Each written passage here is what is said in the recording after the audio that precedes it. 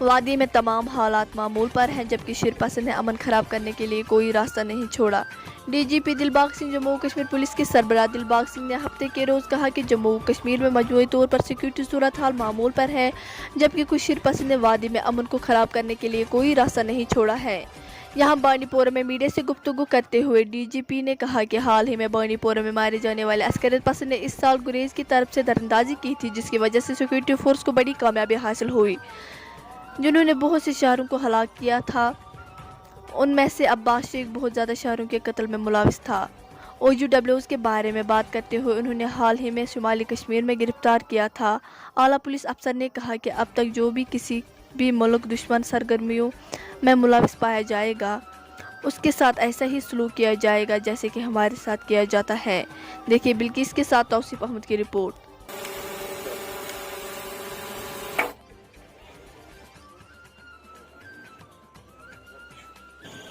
Respected Director General of Police J&K, Bandipur, today.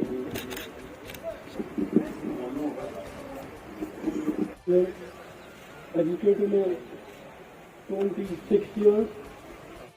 आज का दौरा जो है वो हमारे जो पुलिस और आर्मी सिक्योरिटी फोर्सेस इनके साथ मुलाकात के लिए आए थे। कुछ कोविड के दौरान टूरिंग थोड़ी सी हम लोगों की गैप आ गया था, तो फिर से टूरिंग को रिवाइव किया है। ज़िला ज़िला में हम लोग अपने जवानों के साथ, अपने अफसरों के साथ मुलाकात कर रहे हैं। तो है पहले के मुकाबले में बहुत अच्छे हुए हैं। यहाँ की सूरत हाल जो अमन व अमान की पहले से बेहतर हुई है। हालांकि बीच में कुछ ऐसी ताकतें हैं जो इस अमन व अमान के माहौल को ख़राब करना चाहती हैं। आप जानते हैं कि कुछ अर्सा पहले ही एक दहशतगर्दों का ग्रुप जो पार से क्रॉस करके इन्फिल्ट्रेट करके यहाँ पर आया था ताकि दहशतगर्दी की कार्रवाइयों को फिर से जहाँ पर तेज़ कर सके, उस ग्रुप को सभी ने मिल कर के जहाँ जॉइंट ऑपरेशन में न्यूट्रलाइज़ किया। बहुत बड़ी तादाद में उनसे असला और अम्यूनिशन पकड़ा और आइंदा भी पुलिस और बाकी जो फोर्सेस हैं सब मिल कर के अपना काम इस ज़मन में जारी रखेंगे।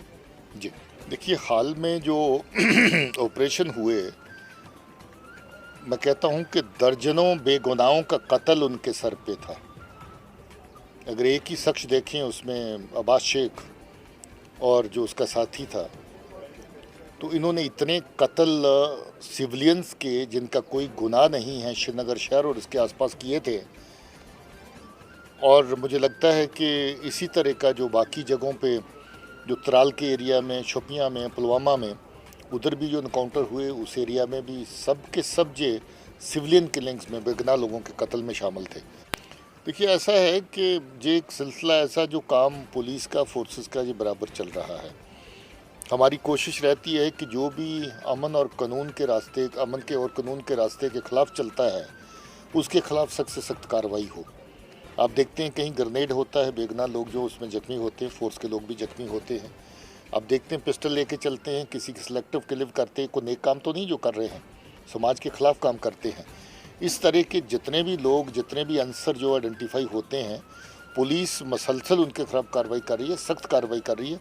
अभी कल ही हंदवाड़ा में 3 लोग ऐसे पकड़े वेपन के साथ, ग्रेनेड के साथ, जिन्होंने इस तरह के क्राइम में पहले शिरकत की।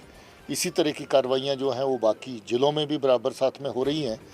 तो हम लोग ये नहीं मान के चलें कि मिलिटेंसी बढ़ रही है, ये मान के चलें कि मिलिटेंसी के साथ जो जुड़े हुए लोग हैं, जो दहशत का माहौल जहाँ पर बनाना चाहते हैं, उनके ऊपर दिन ब दिन कार्रवाई हो रही।